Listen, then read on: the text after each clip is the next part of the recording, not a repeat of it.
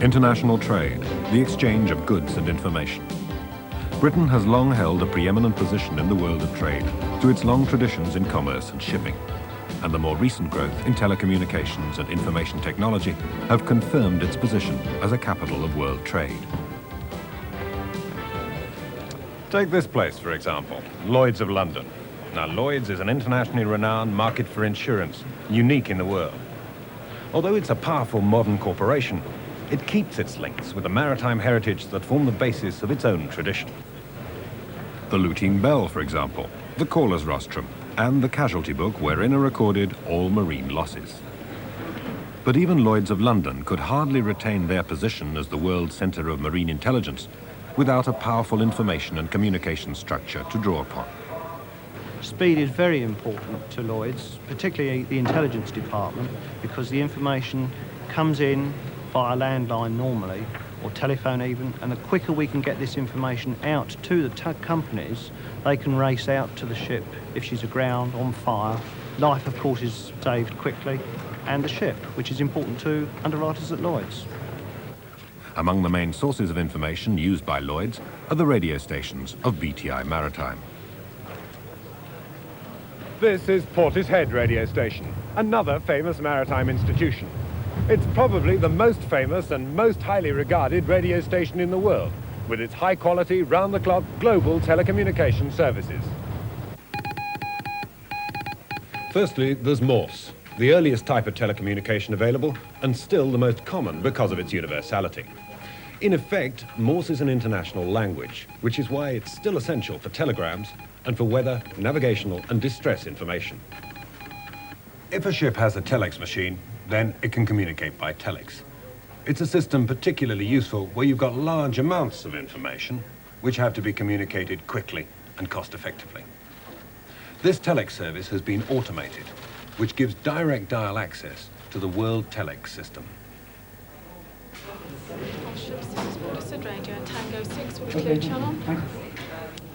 Finally, there's the RT, or radio telephone service, which, through these operators here, allows you to make telephone calls to and from ships at sea.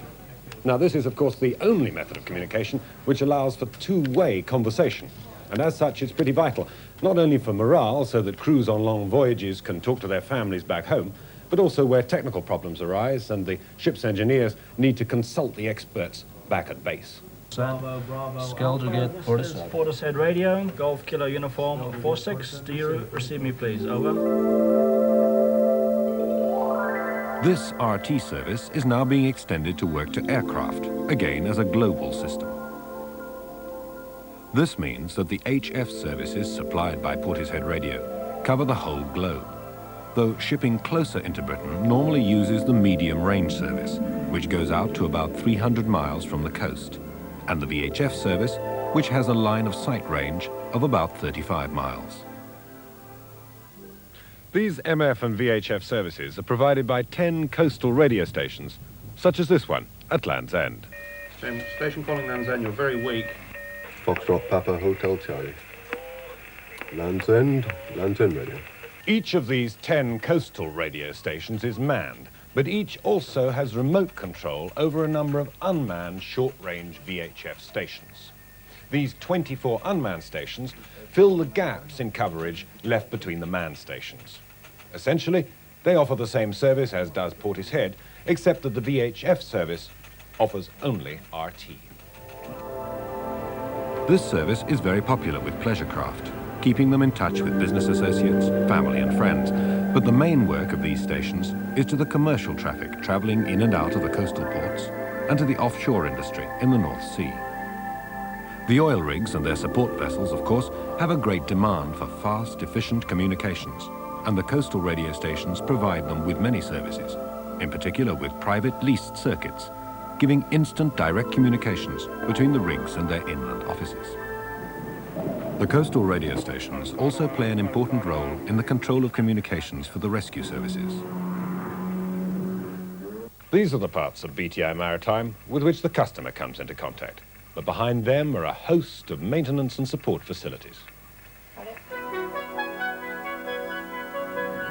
Here at Rugby Radio Station are housed the giant 10 and 30 kilowatt transmitters that provide Portishead's long-range service. The transmitting systems are planned, installed and maintained by BTI's engineers, who are on call 24 hours a day. There are many external aerials, some over 800 foot high. They are the responsibility of the BTI riggers, who build and maintain these aerials.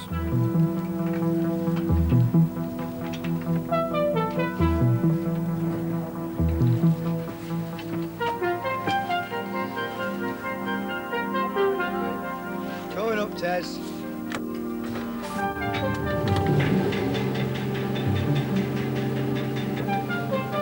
The riggers perform work throughout British Telecom and have recently been involved in the construction of the cellular radio network. A major support service to these riggers is the central workshop, where aerial components and mountings can be designed and constructed.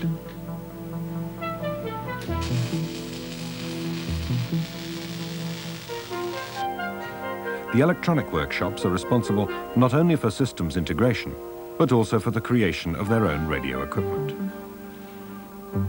This 2 kilowatt MF transmitter, called the W50, was designed and manufactured entirely within this workshop.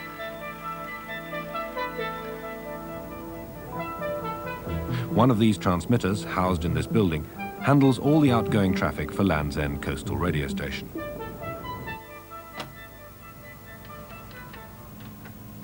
The development work done at Rugby is just part of a continuing process of change and enhancement in maritime communications. That's fine. This change is perhaps best symbolized by this satellite aerial on Goonhilly Downs, which provides BTI's Inmarsat service. This is the Goonhilly Operations Control Area, which houses British Telecom's sophisticated computer-controlled equipment.